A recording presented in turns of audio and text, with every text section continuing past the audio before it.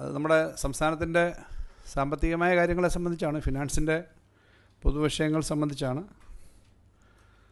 ഇപ്പോൾ നമുക്കിപ്പോൾ ഈ നാളെ ഡൽഹിയിൽ കേന്ദ്ര ധനകാര്യമന്ത്രി, സംസ്ഥാന ധനകാര്യമന്ത്രിമാരുടെ ഒരു യോഗം വിളിച്ചിട്ടുണ്ട്. അത് പ്രീ ബഡ്ജറ്റ് മീറ്റിംഗാണ്. ആ ബഡ്ജറ്റിൻ്റെ മീറ്റിങ്ങിന് ഞങ്ങൾ പോകുന്നുണ്ട്. അത് അവിടെ പറയേണ്ട കാര്യങ്ങളെല്ലാം പറയും, സാധാരണ നമ്മുടെ ഡിമാൻഡുകൾ. ഇപ്പം നമ്മുടെ ഒരു സ്ഥിതി എന്ന് പറഞ്ഞാൽ ഇതെല്ലാം ഈ പറയുന്ന കാര്യങ്ങളെല്ലാം അവിടെയും കൂടി ആവർത്തിക്കുന്ന കാര്യമാണ്, കേരളത്തിലെ ജനങ്ങൾ അറിയേണ്ടതാണെന്നുള്ളത് കൊണ്ടാണ്. ഇപ്പോൾ കേരളത്തിന് സാമ്പത്തികമായി വലിയൊരു ഉപരോധം തീർക്കുന്ന സ്ഥിതി തന്നെയാണ് കേന്ദ്ര ഗവൺമെൻറ് നിലപാട് സ്വീകരിച്ചുകൊണ്ടിരിക്കുന്നത്. അത് ഏറ്റവും ഒടുവിലത് രൂക്ഷമായത് നമുക്ക് ഈ വർഷം ആകെ എടുക്കാവുന്ന ബോറോയിങ് സ്പേസിൽ അവസാനത്തെ ഒരു 3 മാസക്കാലം, നമ്മുടെ ജനുവരി, ഫെബ്രുവരി, മാർച്ച്, ഈ 3 മാസക്കാലം 12,000 കോടിയോളം രൂപയാണ് നമുക്ക് കിട്ടേണ്ടത്. അത് നേരെ പകുതി 5,900-ലധികം വെട്ടിക്കുറച്ച് പകുതി താഴെ ഇപ്പോൾ നമുക്ക് കിട്ടുന്നുള്ളൂ. എന്ന് പറഞ്ഞാൽ 3 മാസത്തെ കാൽക്കുലേഷൻ എന്ന് പറഞ്ഞാൽ ഇതെല്ലാം വെച്ചിട്ടാണ്. അപ്പോൾ ഇത് ഈ വർഷം ആകെ എത്രയാണ് വെട്ടിക്കുറച്ചതെന്നുള്ളത് അറിയണം.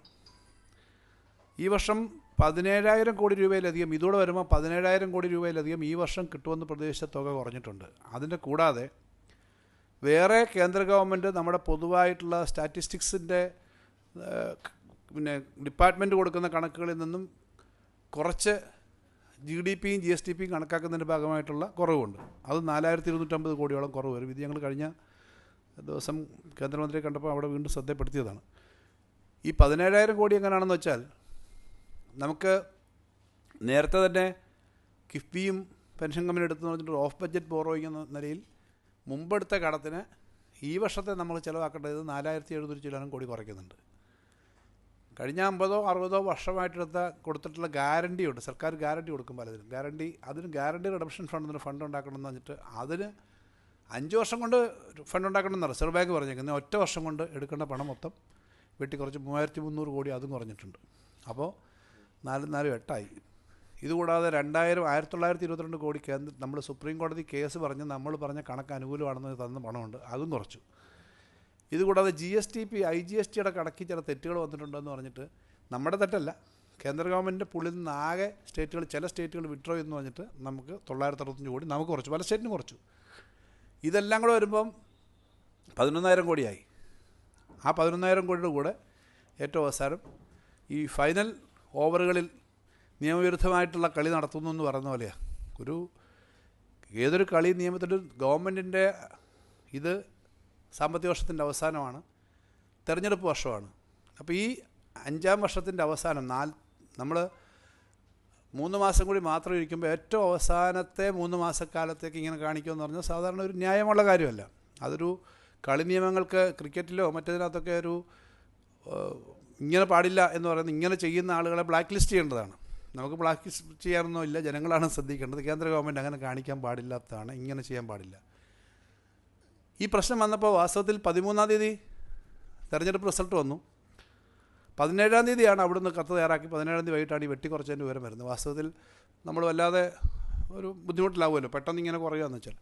അപ്പോൾ തന്നെ ഞങ്ങൾ അപ്പോയിൻമെൻറ്റ് ചോദിച്ചു, കേന്ദ്ര ഗവൺമെൻറ്റിനോട് അപ്പോയിൻമെൻറ്റ് ചോദിച്ചിട്ട് 24-ാം തീയതി ക്രിസ്മസിൻ്റെ തലേന്ന് അവിടെ പോയി കണ്ടു, ഈ കാര്യങ്ങളെല്ലാം പറഞ്ഞു. അതിൻ്റെ കത്തിൻ്റെ കോപ്പി നിങ്ങൾക്ക് തന്നതാണ്. നമ്മൾ പറഞ്ഞു ഞങ്ങൾക്ക് ഇതിങ്ങനെ ഇങ്ങനെ അവസാനം വെട്ടിക്കുറയ്ക്കാൻ പാടില്ല, എന്നാൽ പിന്നെ ന്യായമായി ഞങ്ങൾക്ക് തരേണ്ട കുറേ പണമുണ്ട്. ഇപ്പോൾ ഗ്യാരണ്ടി റിഡംഷൻ ഫണ്ട് തന്നെ 1 വർഷം കൊണ്ടല്ല പിടിക്കേണ്ടത്, 5 വർഷം കൊണ്ടാണ്. അതാണെങ്കിൽ തന്നെ ഇത്ര പറ്റില്ല.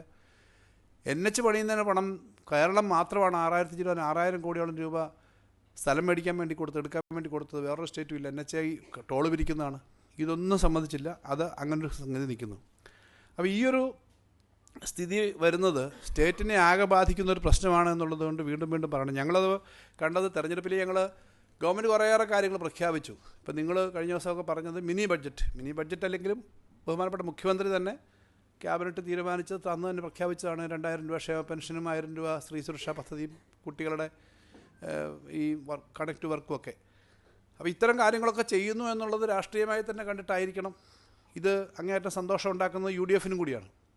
UDFും BJPയും ഒക്കെ ഇത്തരം കാര്യങ്ങളിൽ കണ്ടുകൊണ്ട് അവർക്കുണ്ടാകുന്ന അസ്വസ്ഥത കൊണ്ടായിരിക്കും. എന്തായാലും ഇത് വരുമ്പം ഇവരെല്ലാം നേരത്തെ പറഞ്ഞുകൊണ്ടിരുന്ന കേരളത്തിൻ്റെ സാമ്പത്തിക സ്ഥിതി അങ്ങ് ആകെ തകരുന്നു. കഴിഞ്ഞ 5 വർഷക്കാലമായി കേട്ടുകൊണ്ടിരിക്കുന്നതാണല്ലോ, കേരളത്തിലെ സാമ്പത്തിക സ്ഥിതി വരുന്നു, ഓണം കൊടുക്കാൻ പറ്റില്ല. ഇപ്പോഴും പലരും എഴുതുന്നുണ്ട് അത് കൊടുക്കാൻ പറ്റുന്നില്ല എന്ന്. പലപ്പോഴും എഴുതിയിട്ടും അതൊന്നും നടക്കുന്നില്ല, കാര്യങ്ങൾ നടന്നു പോകുന്നുണ്ട്.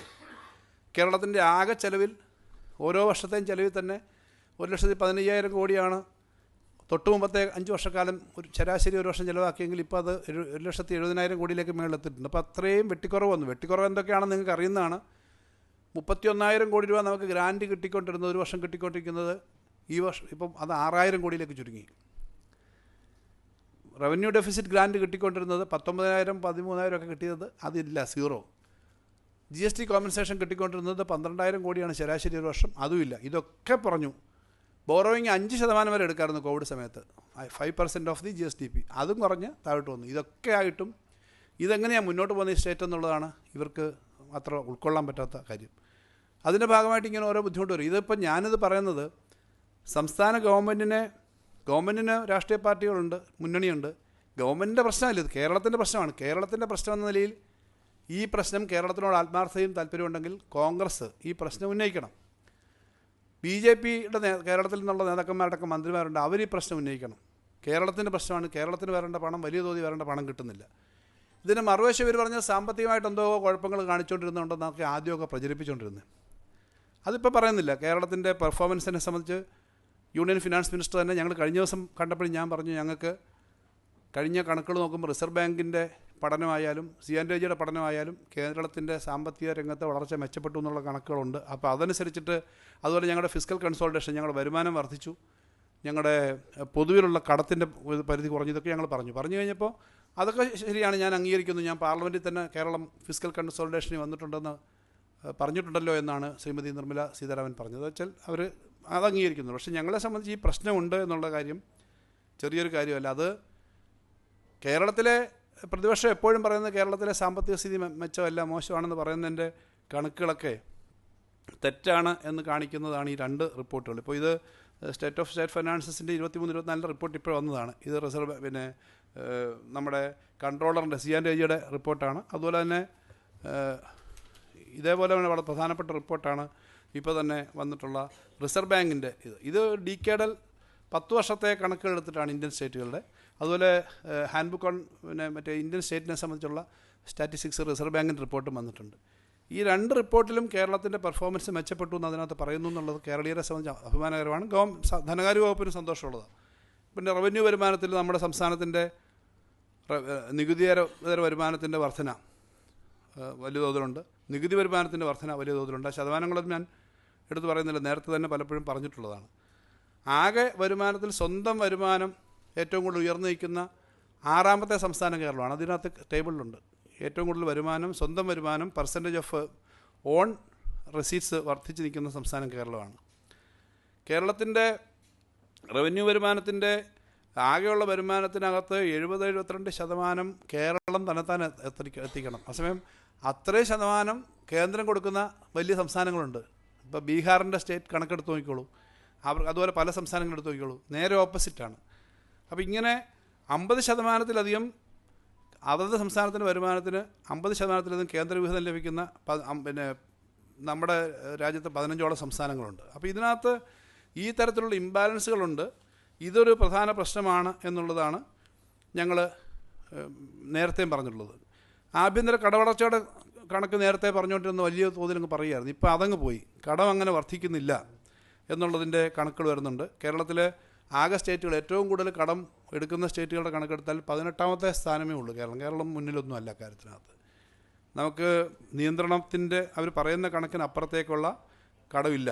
അതുപോലെ ആകെ കടത്തിൻ്റെ കാര്യത്തിനകത്ത് ഇപ്പോൾ ഏറ്റവും ഒടുവിൽ ഈ റിപ്പോർട്ട് അനുസരിച്ചിട്ട് പൊതുകടത്തിൻ്റെ കാര്യത്തിനകത്ത് 24.88% കേരളത്തിലുള്ളൂ. അതും ദേശീയ ശരാശരിയേക്കാളും വളരെ മെച്ചപ്പെട്ട തലത്തിൽ തന്നെയാണ് നമ്മുടെ സ്ഥിതി നിൽക്കുന്നത്. ഇങ്ങനെ എല്ലാ റെക്കോർഡ് അനുസരിച്ചും കേരളത്തിൻ്റെ സാമ്പത്തിക സ്ഥിതി വന്നിട്ടുള്ളൊരു മാറ്റം, ആ മാറ്റം ഇതിനകത്ത് എടുത്തു പറയുന്നു. RBIയുടെ റിപ്പോർട്ട് കുറച്ചുകൂടി സ്റ്റാറ്റിസ്റ്റിക്സ് മാത്രമല്ല, ആളോഹരി വരുമാനത്തിൻ്റെ കാര്യത്തിൽ കേരളത്തിന് ഇരട്ടി വർധനയുണ്ടായി. 2016 1,66,246 രൂപയായിരുന്നു പെർ ഹെഡ് ഉണ്ടായിരുന്നെങ്കിൽ അത് നിങ്ങൾ നേരത്തെ റിപ്പോർട്ട് ചെയ്തിട്ടുള്ളതാണ് 3,80,338 രൂപയായിട്ട് ആളോഹരി വരുമാനം കേരളത്തിൻ്റെ വർദ്ധിച്ചിട്ടുണ്ട്. ഇത് എടുത്തു കാണിക്കുന്നത് ആളുകളുടെ ജീവിതം എത്രയും മെച്ചപ്പെട്ടു എന്നുള്ളത് ചെറിയ കാര്യമല്ല.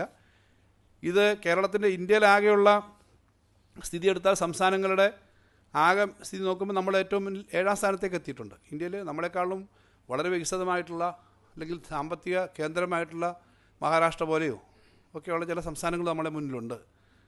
നമ്മുടെ ആഭ്യന്തര ഉൽപ്പാദനത്തിൻ്റെ കാര്യത്തിലും ഇതേപോലെ തന്നെയാണ്. 2015-16 5.62 ലക്ഷം കോടി രൂപയായിരുന്നു നമ്മുടെ ആകെ GSDP എങ്കിൽ അത് വർദ്ധിച്ച് ഇപ്പോൾ 24-25 12.49 ആയിട്ടുണ്ട്. അപ്പോൾ ഈ തരത്തിൽ നമ്മുടെ സാമ്പത്തിക മേഖല വലിയ തോതിൽ 2011-12 അപേക്ഷിച്ചിട്ട് 3.5 മടങ്ങാണ് ഈ സമയം വർദ്ധിച്ചത്. ഉൽപ്പാദന മേഖലയിൽ വലിയ വർധനയുണ്ടായിട്ടുണ്ട്. ഉൽപ്പാദന മേഖലയിൽ നേരെ അതിൻ്റെ മൂല്യം 2014-15 51,619 കോടിയിൽ നിന്നും 24-25 അത് 1,02,250 കോടിയായിട്ടുണ്ട്. അതുപോലെ തന്നെ കഴിഞ്ഞ ദിവസങ്ങളിൽ വന്ന കണക്ക് തന്നെയാണ് നമ്മുടെ ഗ്രോസ് വാല്യൂ ആഡഡ്. അതിനകത്ത് പിന്നെ വ്യവസായ മേഖലയിലെ മൂല്യവർധന 1,30,000 കോടിയിൽ നിന്നും 2,67,000 കോടിയായിട്ട് വർദ്ധിച്ചു. സാമ്പത്തിക സർവീസസിൻ്റെ കാര്യത്തിൽ 10 വർഷത്തിനിടയിൽ നമ്മുടെ മൂല്യവർധനവ് 3 ഇരട്ടിയായിട്ട് വർദ്ധിച്ചു. 22,335 കോടിയിൽ നിന്നും 58,135 കോടിയായി. നികുതിയേതര വരുമാനം സംസ്ഥാനത്തിൻ്റെ 8,425 കോടിയായിരുന്നു 2015-16. അതിപ്പോൾ 18,356 കോടി രൂപയായിട്ട് വർദ്ധിച്ചു. ഞാനിതൊക്കെ പറയുന്നത് കണക്കെപ്പോഴും പിന്നെ അത്ര ഇഷ്ടപ്പെടുന്ന ഒരു സബ്ജക്റ്റ് അല്ല ആളുകൾക്ക്, കണക്കുകളക്കം. പക്ഷേ ഇത്രയും 3 ഇരട്ടി വർദ്ധിച്ചു എന്നുള്ളത് എനിക്ക് കണക്ക് പറയാതിരിക്കാൻ പറ്റത്തില്ല. ഇത്രയും കേരളത്തിൽ വർദ്ധിച്ചിട്ടുണ്ട്. കാരണം ഈ കണക്ക് പറയുമ്പം കണക്കാണെങ്കിലും കിട്ടുമ്പം പണമാണ് ആളുകളുടെ കയ്യിൽ. പറയുമ്പം കണക്കാണെങ്കിൽ ഇത് ആളുകളുടെ കയ്യിലേക്ക് എത്തേണ്ട പണമാണ് എന്നുള്ളത് കൊണ്ട് ഞാൻ അതിൻ്റെ കണക്കുകൾ പറയുന്നേ ഉള്ളൂ. നമുക്ക് നമ്മുടെ തനത് നികുതി വരുമാനം 2020-21 47,000 കോടി രൂപയായിരുന്നത് 24-25 റിപ്പോർട്ട് അനുസരിച്ച് 84,854 കോടിയായി. അതും വലിയ പെർസെൻറ്റേജ് വർധനയാണ്. ഇങ്ങനെ മൊത്തം നമ്മുടെ തനത് വരുമാനം 1 ലക്ഷം കോടി വരുമാനം പിന്നിട്ടു എന്നുള്ളത് കണക്കുകളുള്ളതാണ്. അപ്പം ഈ തരത്തിൽ മൂലധന ചെലവിൻ്റെ കാര്യം നോക്കിയാൽ വലിയ വർധനയുണ്ട്. സാമൂഹ്യ മേഖലയിലെ ചെലവിൻ്റെ കാര്യം എടുത്ത് നോക്കിയാലുണ്ട്. എല്ലാ മേഖലയിലും ആ വർധനയൊക്കെ വന്നപ്പോൾ കേരളം ഫിനാൻഷ്യലി വെൽ മാനേജഡ് അല്ല, കാര്യങ്ങൾ ചെയ്യുന്നില്ല എന്ന് പറയാൻ പറ്റുന്നില്ല. പിന്നെ എന്തുകൊണ്ടാണ് കേരളത്തിന് ഈ പ്രശ്നം? കേരളത്തിൻ്റെ പ്രശ്നം ചില സംസ്ഥാനങ്ങൾക്ക് അവരുടെ ആകെ റവന്യൂ വരുമാനത്തിൻ്റെ 70% 60% കൊടുക്കുമ്പോൾ ഇന്ത്യൻ ശരാശരി 50%-ലധികം കൊടുക്കുമ്പോൾ കേരളത്തിന് 25% താഴെ കിട്ടുന്നുള്ളൂ. ഇത് കൂടുതൽ കൂനുമേ കുരുന്ന പോലെ പ്രശ്നം ഉണ്ടാക്കുന്ന പുതിയ പ്രശ്നങ്ങൾ വന്നിട്ടുണ്ട്. ഇപ്പോൾ GST പരിഷ്കരണം വന്നു. അന്ന് നമ്മൾ പറഞ്ഞു GST നടപ്പിലാക്കുന്ന സമയത്ത് റവന്യൂ ന്യൂട്രൽ റേറ്റ് ആകെ 100 രൂപയുടെ സാധനം വിറ്റാൽ 14 രൂപയായിരുന്നു ആവറേജ് GST കിട്ടുന്നതെങ്കിൽ അത് നേരത്തെ ചാർജ് കുറച്ച് 11.5 ഇപ്പോൾ വീണ്ടും കുറഞ്ഞിട്ട് ഒരു 8-ന് മേളിലായി എന്നാണ് കണക്ക്. കേന്ദ്ര ഗവൺമെൻറ് വരുമാനം തന്നെ കുറഞ്ഞു. കേന്ദ്ര ഗവൺമെൻറ്റിൽ ഇന്ത്യയിൽ ആകെയുള്ള നികുതി വരുമാനം തൊട്ട് മുമ്പ് ജനുവരിയിലൊക്കെ 2.23 ലക്ഷം കോടിയായിരുന്നു ഒരു മാസം. അതിപ്പോൾ 1.92 കോടിയിലായിട്ട് കുറഞ്ഞിട്ടുണ്ട്. ഇതിൻ്റെ എല്ലാം പ്രൊപ്പോർഷനായിട്ട് നമുക്ക് കുറയും. കേരളത്തിൽ ഇപ്പോൾ തന്നെ GST വരുമാനത്തിൽ ഏറ്റവും മുന്നിൽ പെർസെൻറ്റേജിനകത്ത് 4-5-6% ഒക്കെ ഉള്ള കണക്കേ ഉള്ളൂ വർധന. അതിനകത്ത് ഏറ്റവും മുന്നേ നിൽക്കുന്ന 4-5 സംസ്ഥാനങ്ങളിൽ കേരളമുണ്ട്. കേരളത്തെക്കാളും വലിയ തോതിൽ വാണിജ്യം നടത്തുന്ന സംസ്ഥാനങ്ങളിൽ പോലും ഇത് കുറഞ്ഞിരിക്കുന്നു. അപ്പോൾ ഇങ്ങനെ GST വരുമാനം കുറഞ്ഞിരിക്കുന്നു, ഈ കാര്യങ്ങൾ പറയുന്നു. ഇത് കൂടുതൽ രൂക്ഷമാണ്. ഒരു വശത്ത് ട്രംപ് എന്ന് പറഞ്ഞിട്ടുണ്ട് മര്യാദയ്ക്ക് പെരുമാറിയില്ലേ 500% വരെ മേടിക്കുമെന്ന് പറഞ്ഞിട്ടുണ്ട്. 125 ആക്കുമെന്ന് പറഞ്ഞിട്ടുണ്ട്. അപ്പോൾ ഒരു വശത്തുകൂടി എക്സ്പോർട്ടിൻ്റെ കാര്യവും ഇമ്പോർട്ടിൻ്റെ കാര്യവും ബാധിക്കുന്നു, ഇൻ്റർനാഷണൽ ട്രേഡ് ബാധിക്കുന്നു, നമ്മുടെ നാട്ടിലെ പ്രശ്നം ബാധിക്കുന്നു. അതിൻ്റെ കൂടെ സംസ്ഥാനങ്ങളെ ഇങ്ങനെ ശ്വാസം മുട്ടിക്കുന്നതിനകത്ത് രാഷ്ട്രീയ ലക്ഷ്യത്തോടു കൂടി അങ്ങനെ ശ്വാസം മുട്ടിക്കുന്ന ഒരു വലിയ ഗുരുതരമായ പ്രശ്നമാണ്. നിങ്ങളുടെ മുന്നിൽ ഈ കാര്യങ്ങൾ ചെയ്യുന്നുണ്ട് സംസ്ഥാനം. ഇത്രയും റിസർവ് ബാങ്കിൻ്റെ കണക്കും CNTG-യുടെ ഒരു ഡിക്കേഡൽ സർവേയും ഒക്കെ വരുമ്പോൾ അതിനകത്തെല്ലാം കേരളത്തെപ്പറ്റി നല്ല കാര്യം പറഞ്ഞിരിക്കുന്നു. അതിനെ തകർക്കാനും കേരളത്തിൽ ഇപ്പോൾ നമ്മൾ പറഞ്ഞിരിക്കുന്ന കാര്യങ്ങളൊക്കെ തടയാനുമായിട്ടുള്ള ശ്രമം നടക്കുകയാണ്. അത് കേരളത്തിൻ്റെ അടിസ്ഥാന നിക്ഷേപത്തിനും സൗകര്യത്തിനും വികസനത്തിനും ബാധിക്കുന്നതാണ്. അതിനെതിരായിട്ട് ജനങ്ങൾ ഒറ്റക്കെട്ടായിട്ട് നിൽക്കണം. അത് നേരത്തെ പറഞ്ഞതുപോലെ ഞാൻ പറയുകയാണ്, UDF-ന് രാഷ്ട്രീയം അവർ LDF-ൻ്റെ പരിപാടിയിലൊന്നും വരണ്ട. ഇപ്പോൾ LDF ഉൾപ്പെടെ ഗവൺമെൻറ് ഉൾപ്പെടെ സമരങ്ങൾ നടത്തുന്നുണ്ട്. 12-ാം തീയതി മുഖ്യമന്ത്രിയും മന്ത്രിമാരും MLA-മാരും MP-മാരും അടക്കം നടക്കുന്ന സമരമുണ്ട്. ആ സമരത്തിനകത്ത് LDF-ൻ്റെ മന്ത്രിസഭ എന്ന നിലയിൽ ചിലപ്പോൾ UDF-ന് സഹകരിക്കാൻ ബുദ്ധിമുട്ടായിരിക്കും. പക്ഷേ അവർ വ്യത്യസ്തമായൊരു സമരം നടത്താമല്ലോ. കേരളത്തോട് താല്പര്യമുണ്ടെന്ന് കാണിക്കാൻ അവരിവിടെ ഒരു സമരം നടത്തുകയും ഡൽഹിയിൽ ആവശ്യമായ കാര്യങ്ങൾ ചെയ്യുമോ എന്നുള്ളത് അവരോട് ഞാൻ ചോദിക്കുകയാണ്. BJP-ക്ക് കേരളത്തോട് എന്തെങ്കിലും താല്പര്യമുണ്ടെങ്കിൽ അവർക്ക് അവരുടെ മന്ത്രിമാരുണ്ട് കേന്ദ്രത്തിൽ, അവരുടെ MP-മാർ മലയാളികളായിട്ട് ധാരാളം നേതാക്കന്മാരുണ്ട്. അവരും ഇക്കാര്യത്തിൽ ഇടപെടണം. ഇത് കേരളത്തെ സംബന്ധിച്ച് കേരളത്തിൻ്റെ ഭാവിയുടെ പ്രശ്നമാണ്. കേരളത്തിനെ തകർക്കാൻ ശ്രമിക്കുന്നതാണ്. എന്തായാലും ഇത്രയും അപകടത്തിലാവുമെന്നൊക്കെ പറഞ്ഞിട്ടും കേരളം കഴിഞ്ഞ 10 വർഷമായിട്ടുണ്ടാക്കിയ അതിശക്തമായ കുതിച്ചുചാട്ടവും മുന്നേറ്റവും കേരളത്തിലുണ്ടാക്കിയ വലിയ ശ്രദ്ധേയമായ മാറ്റങ്ങളുണ്ട്. ആ മാറ്റങ്ങൾ കണ്ണി പിടിക്കുന്നില്ല. കേരളത്തിലെ ജനങ്ങൾക്ക് ഈ സന്തോഷം ഉണ്ടാവേണ്ട എന്ന് കരുതിയിട്ടുള്ള നിലപാട് വരുന്നു. അപ്പോൾ അത് അവർ നടത്തുന്ന ശ്രമങ്ങളെല്ലാം ഉള്ളപ്പോഴും ഞാൻ ഈ പറഞ്ഞ റിസർവ് ബാങ്കിൻ്റെയും CNTAയുടെയും കണക്കുകൾ അനുസരിച്ചിട്ട് നമുക്ക് ഇത്രയും ഇമ്പ്രൂവ്മെൻറ്റ് വന്നിട്ടുണ്ട്. പക്ഷേ ആ ഇമ്പ്രൂവ്മെൻറ്റിനെ തടസ്സപ്പെടുത്താനുള്ള ശ്രമമുണ്ട്. അതിനോട് ശക്തമായി പ്രതിഷേധിക്കാനും ഈ നയം തിരുത്തി കേരളത്തിന് വേണ്ടി നിൽക്കാനും എല്ലാവരും ഒരുമിച്ച് നിൽക്കണമെന്നുള്ള പ്രശ്നം കൂടിയുണ്ട്. അപ്പോൾ ഇത് നമ്മൾ നാളെ ഈ പ്രശ്നങ്ങൾ വീണ്ടും കേന്ദ്രമന്ത്രിയുടെ ശ്രദ്ധപ്പെടുത്തും. കേരളത്തിന് കിട്ടാനുള്ള ഏറ്റവും അർഹമായ കാര്യങ്ങൾക്ക് വേണ്ടിയിട്ടുള്ള കാര്യങ്ങൾ തയ്യാറാക്കിയിട്ടുള്ള മെമ്മോറാണ്ടമായിട്ടാണ് ഞങ്ങൾ പോകുന്നത്. അതവിടെ വീണ്ടും ഈ കാര്യങ്ങൾ ഉന്നയിക്കും. ഇതാണ് പറയാനുള്ളത്.